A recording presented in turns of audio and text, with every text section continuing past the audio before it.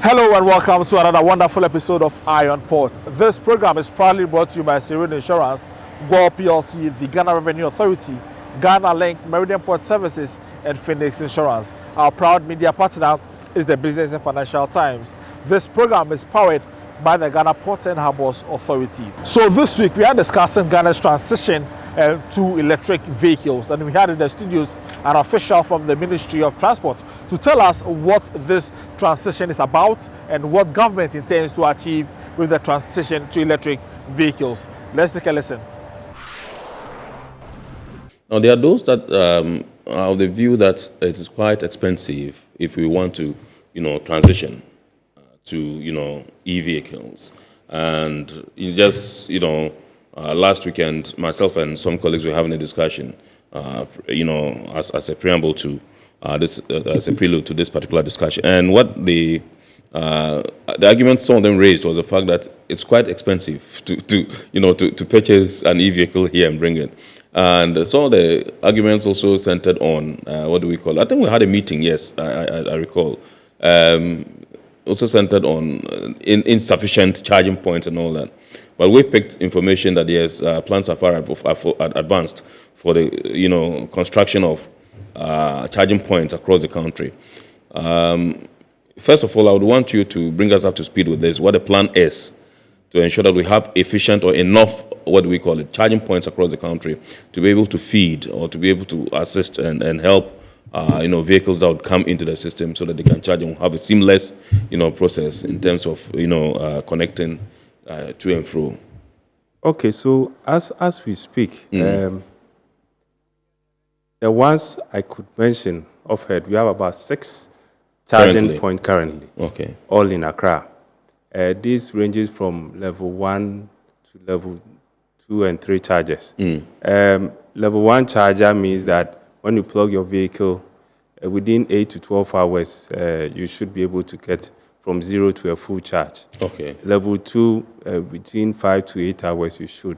And the level 3, which are DC chargers, means that within 30 minutes, you should be able to get a full charge. Right. There are 6 of such chargers here. I think we only have 1 DC charger, which I think is located in Kaneshie. Okay. There's one at Medina Mall. There's one at ANC Mall. Okay. There's one at Moving Pick. Okay. And then Total Energies also have one. And then I think there's I can't, but yes, we have about six of them. You mentioned Moving Pick? Moving Pick. Okay. ANC Mall. There's one at Kaneshie. Kaneshie, yeah. And then there's Total and the Medina. Yes, and the Medina, I think 5, but okay. I will pick up the last one and share with you. So you notice that, yes, these are just in Accra. And for EVs, it's more of a chicken and egg issue. You need the charging infrastructure for the vehicle. But whoever is also investing in the space also want to be assured that there's enough demand on the services. Exactly. So without the charging infrastructure, the uptake will be a bit difficult. Yes, there are options to charge at home. You can plug it in your home socket and all. But your house has to be fitted for that purpose. Right. Otherwise, you run into difficulty. So what we have done, yes, we do encourage home charging.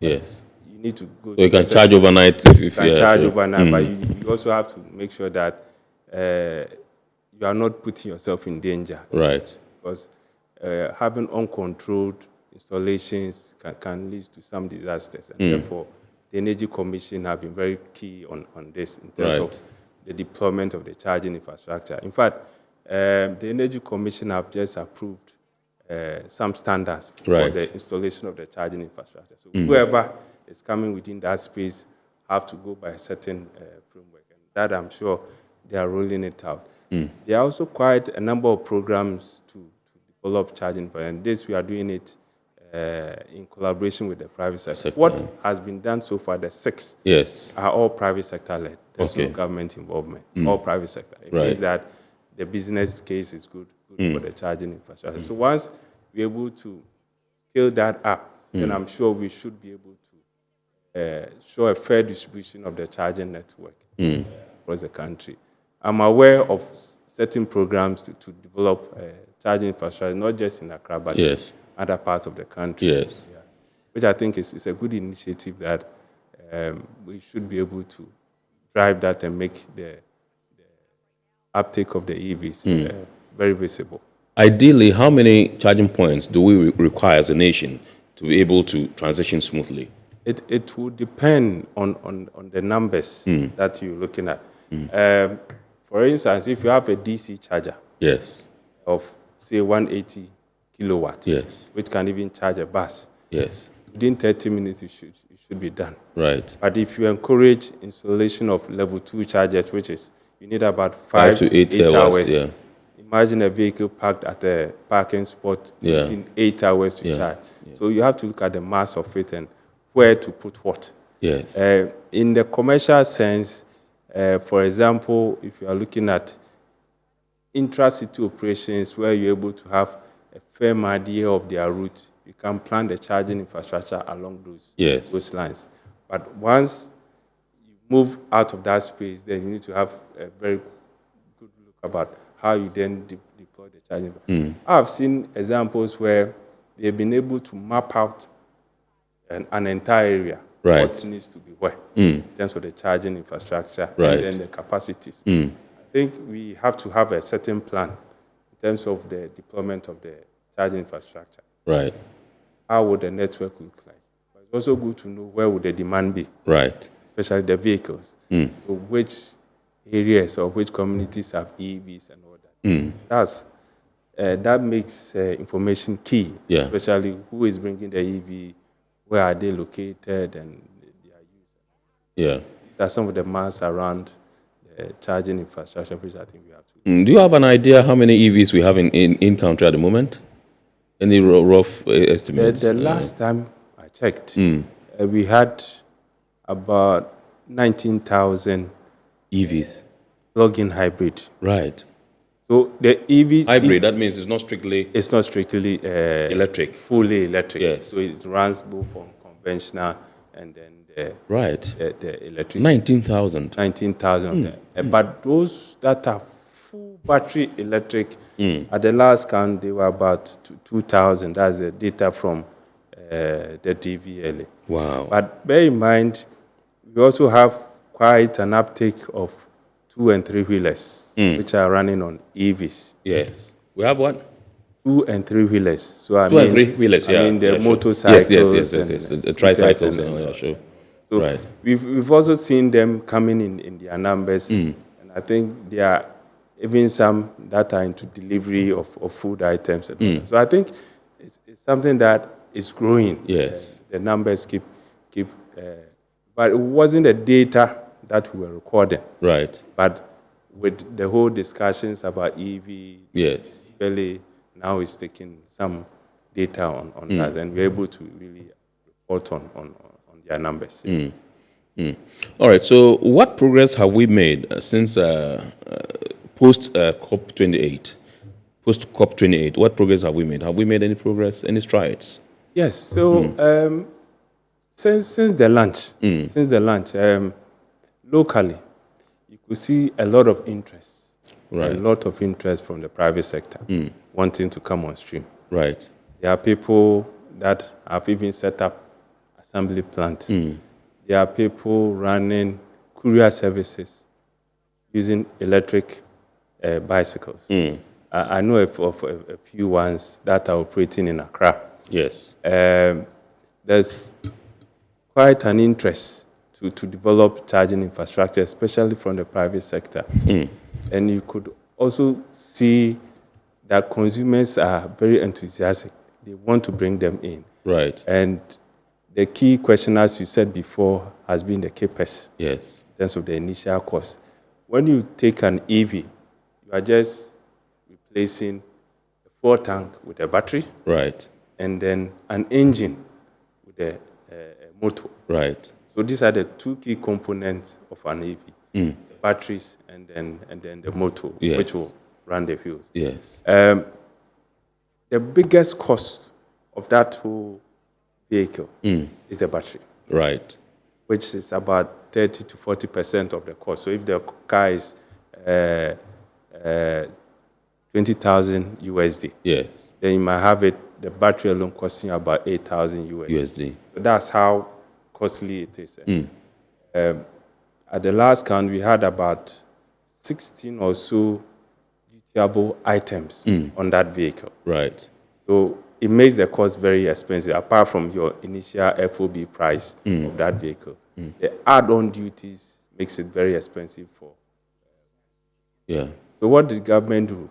And if you heard what the president mentioned, that some considerations were done in the 2024 budget. Yes. To waive those tax. Right. Some of those taxes. And the biggest one is the import duty. Right. As we speak, the import duty on hybrid or electric is about 20%. It's based on the ECOWAS Common External Tariff. Right. So it's one of the items, and it's 20%. Once that duty is waived up, it's going to really cut down the CAPEX. Right. And those pronouncements were made in the budget. And from discussions with Ministry of Finance, they are going through that process to give effect to it through Parliament to make that work. And in granting those exemptions, government was very categorical that where should the focus be? For us, for any private car, I think your vehicle, you drive from your home to your office, you park it there, leave it for hours, and then you drive back. But for the commercial operator, averagely they do about 200 to 300 kilometers a day. So their frequency of use is huge. So where would the impact be in terms of the emission savings and the rest? Right. So government thought it was that, okay, why don't I go into supporting vehicles designated for public transport? Because that's where the frequency of use is. And so for what we have done, the focus in terms of incentives is on public transport. Now, that is not all. For all others, we don't want to encourage import. Right. The idea is that let's encourage local manufacturing. And in that case, the incentives that have been given on that is also to encourage the SKDs, that the semi-knockdown and then the complete knockdown vehicles right here in Ghana. So if you are bringing them in for assembly, then you qualify to, whether it's a private vehicle or whatever, you come under those exemptions. So that's the way. So for import, yes, if it's commercial, you come under those exemptions. But for anything outside commercial operations, you have to bear the full cost.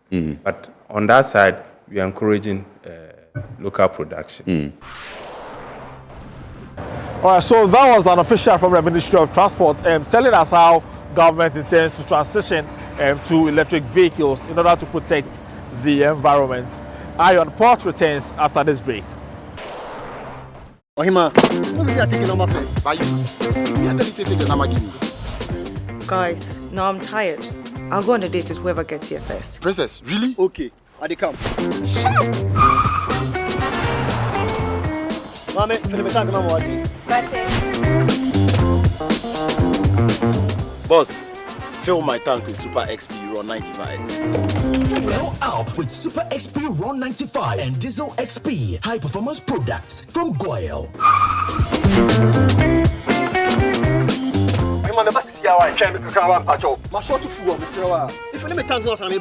Sorry, Tony got here first, so I'm stepping with him. Oh, cut him. Hey, go for mommy.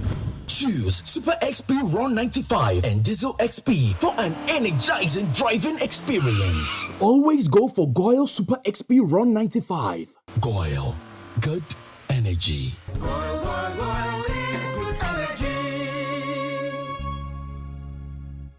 Electricity, then pay your taxes. Yeah, our taxes, our future. Because you see, without our taxes, we wouldn't have good roads, good schools, better hospitals, street lights, and other very important social amenities. When we pay our taxes, we give our children free and quality education.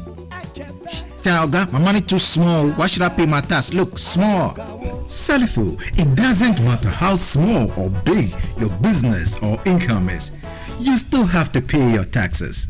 The little taxes from each and every one of us, when put together, could give your community clean water or that deprived school with tables and chairs. Please pay your taxes. It is your responsibility. It is your civic duty.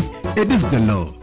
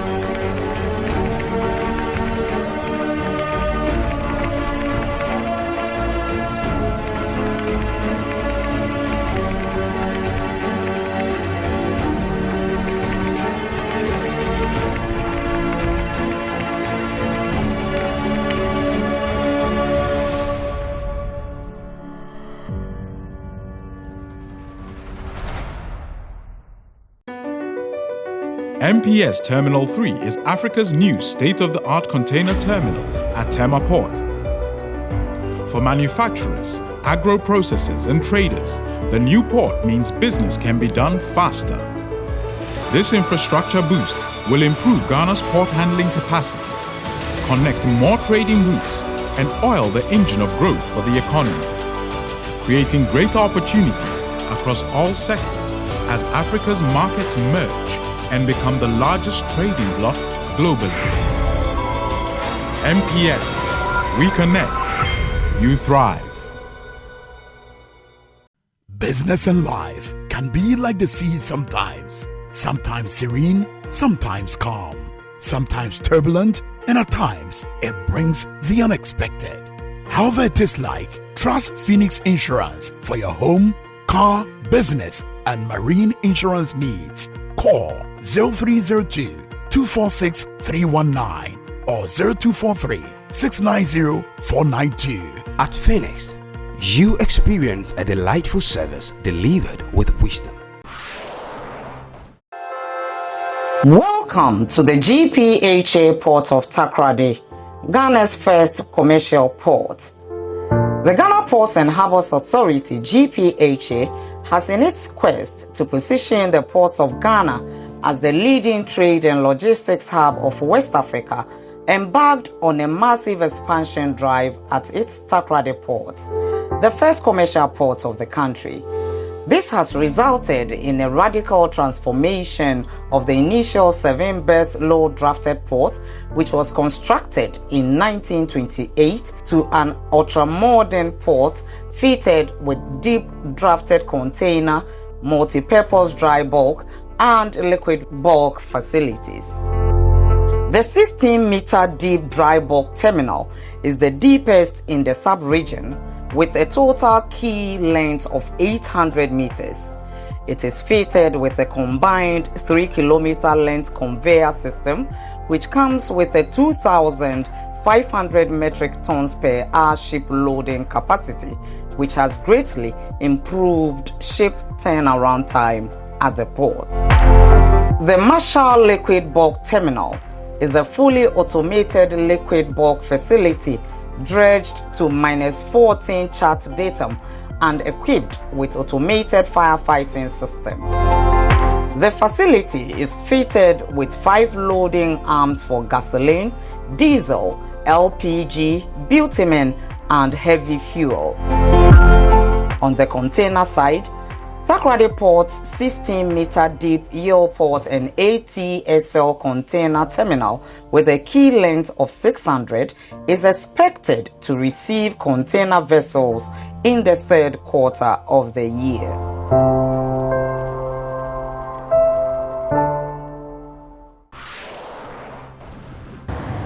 Welcome back from the break. Now, it's time for news and activities happening within the port and maritime industry. Construction of the Jamestown Fishing Harbour has been completed on schedule, with operationalization expected to begin before the end of this year. The new fishing harbour was constructed under a $50 million Chinese government aid for a period of 4 years. The fishing harbour sits on 60,000 square meter land and has been optimized with modern facilities such as an ice-making plant that can produce 60 tons per day on average, a cold store that can store 200 tons of fish, 2 workshops, a fish market that can accommodate 200 sellers per day, ancillary stores, an administration block, and a crèche for children. Ahead of the official handover and commissioning later this year, top management of the Ghana Ports and Harbours Authority, led by the Director General, Michael Achagwe-Luguje, has visited the project site to inspect works on the facility. The GPHA boss, who was satisfied with the work done, stated that his organization will bring its experience in managing fish ports to bear on this facility and urged the entire fishing community to work together with GPHA to take excellent care of the fishing harbour for the benefit of all Ghanaians. Naturally, the fishing ports themselves, by nature, they are not huge income generating facilities, but the facilities will continue to be expensive to maintain. So we have to add that as part of our collective GPHA responsibility. We see the fishing harbours more as welfare projects that are supposed to at least enhance the community and livelihoods. So that is the angle we are looking at it. And we have that responsibility to make sure that they are efficiently managed. But definitely, users of the facility will use them for free. They will pay something. They will make some contribution towards covering the operating cost. And I think we can only just be grateful to the government, and of course to the Chinese government for this partnership that has led to this facility. The General Manager in charge of engineering at GPHA, Engineer Komla Ofori, told Ion Port more of what the facility has to offer. If you can estimate close to 4,000 people working here in a day, as it were, so it's quite packed on the site.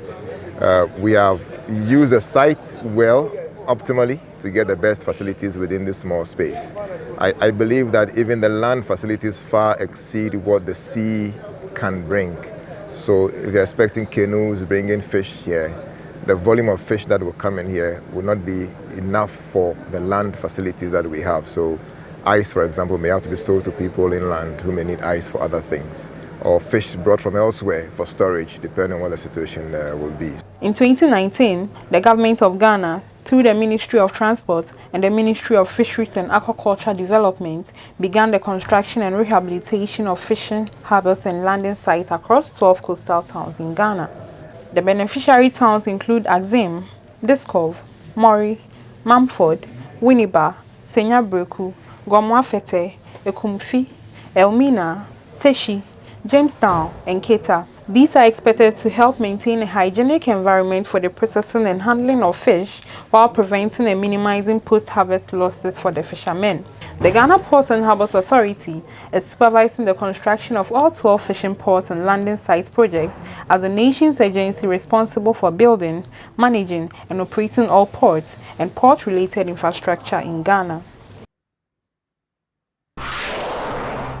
Chief Director of the Ministry of Transport, Mabel Isego, has said that the contract with Ashanti Port Services Limited, the concessionaire selected to develop the Boankra Integrated Logistics Terminal, was terminated by mutual agreement.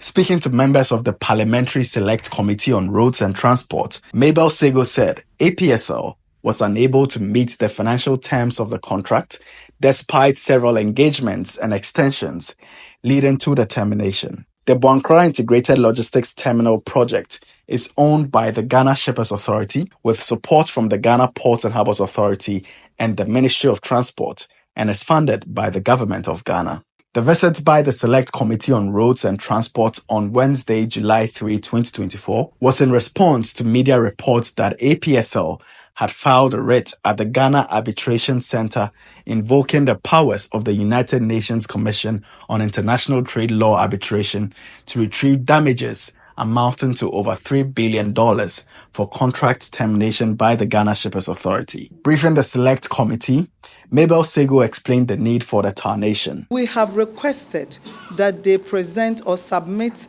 the amounts that they have spent so far or they spent with respect to the event. We still haven't received any from them. Even before the contract was terminated, we gave him ample time. There was a letter we wrote, and that was after a meeting with them, and we all agreed in May that should they fail to achieve the financial close, we were going to terminate by August, and they all agreed. Project consultant Dr. John York briefed members of the committee on work done so far for phase 1. Line is currently under development. So in the near future, if the Western Line gets to Kumasi, that's what I was talking about, that stretch, that gap from Eduarden all the way to Boankra, that 66 kilometer, if it's fixed, goods from the Takoradi port can come to Boankra as we wait for the Eastern Line to also go through the emotions. Chairman of the committee, Kennedy Nyakwose, commended the Ministry of Transport, Ghana Shippers Authority, Just More Construction Limited for their hard work. Chief Administrator of the ministry has spoken, and she made a categorical statement that they've gone to PPA to seek approval. They've gone to Ministry of Finance to get all that they needed to do. Maybe there are some few things that they have to wrap up, but in terms of regularization, they've gotten the approval from PPA, everything. That's the most important thing, which they've gotten it. As part of the challenges, maybe after the response from the ministry, when they go, the next review, they will review whatever they've written in there. I think that is the most important thing. Ranking member of the committee, Isaac Ajay, called for increased engagement with the community. The CEO of Just More Construction, Justice Amo, pledged the company's commitment to finishing the project on schedule. The board chairman of the Ghana Revenue Authority, Joe Gatti, has commended the Commissioner General of GRA, Julius Siam, and her management team and competent staff for their outstanding performance in exceeding the 2024 mid-year target. In a statement signed by the GRA board chair, he said, "This historic performance comes during a challenging year characterized by seasonal challenges including an elections year." The board stated that this performance demonstrates the continued trust they have reposed in management and staff in working against all odds to deliver on their mandate. The board of the Ghana Revenue Authority called on valued stakeholders and taxpayers to provide support to the authority to improve on revenue mobilization.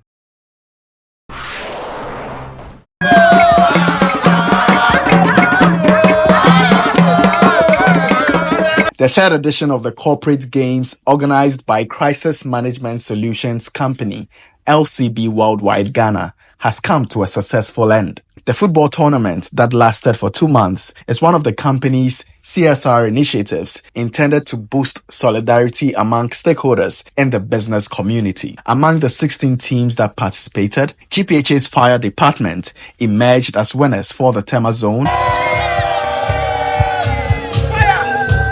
whereas the team representing the Ghana Union of Traders Association, GUTA, won the Accra zone, with the Ghana Dock Labour Company and Ghana Institute of Freight Forwarders coming up as runners-up for the respective zones. In addition to the winners' trophy, cash prizes include 10,000 Ghana cedis for winners, 5,000 Ghana cedis for runners-up, and 3,000 Ghana cedis for second runners-up. Felix Segbaya and Philomena Oklu of LCB Worldwide Ghana touched on the relevance of the event and revealed that plans are being made to upscale the tournament even further. There was no major criteria in selecting the participants in this particular tournament. We extended invitation out there, and those that accepted the invitations are the ones that are currently playing in this tournament. It has been 3 years down the lane. I mean, we are looking at making it bigger, maybe the 4th one subsequently. As organizers, we want to sit with management and see how best we can make what the other ones, the ones that will come later, more fun and exciting. All right, today we are playing on an AstroTurf. Who knows, maybe the next one we may be in a bigger arena or a stadium. So yeah, the future is positive.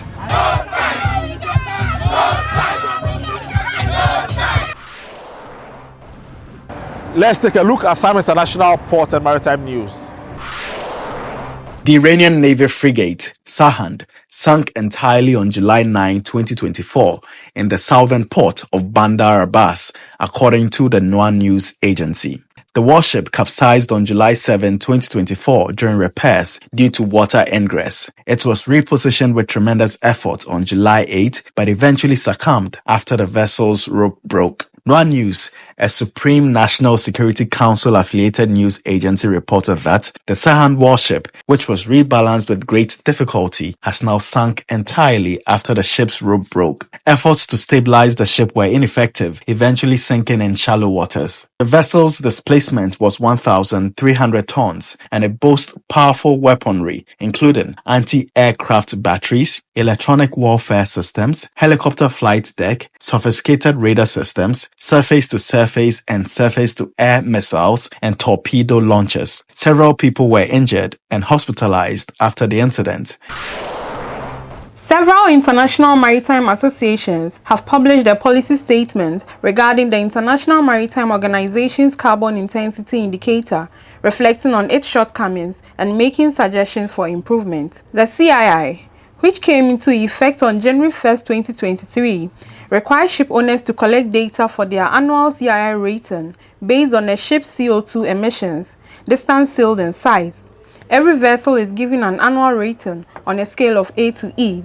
Stolt-Nielsen, a Norwegian company specializing in chemical and bulk liquid transportation and storage, was one of many maritime stakeholders who raised concerns about the issues concerning the CII. One of the main challenges is that the indicator largely comes down to speed and route optimization and spending less time in port. However, there are many factors, such as congestion, terminal delays, and the weather, that are beyond any company's direct control, the company explained in May 2024.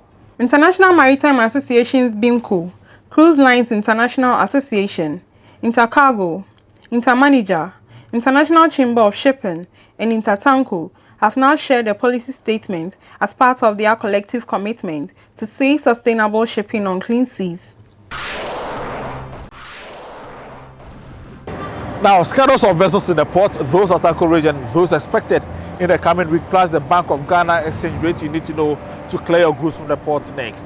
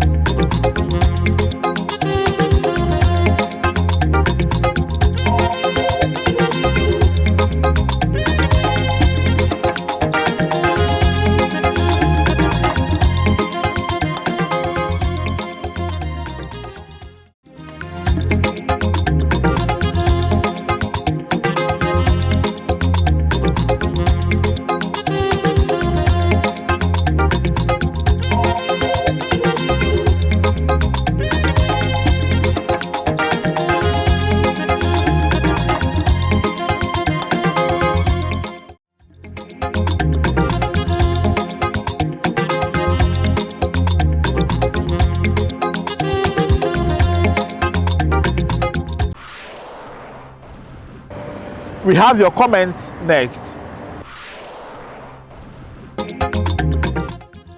This is Vanessa from Ashalibotre.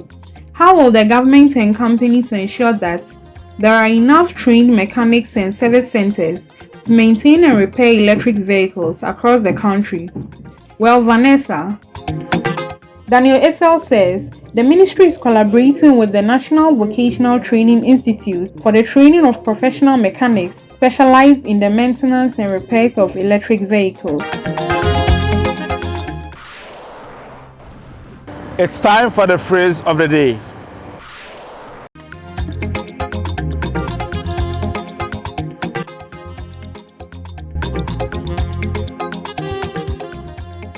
Floating cranes refers to heavy-duty cranes that are able to handle exceptionally heavy cargo if unable to use conventional gantry cranes.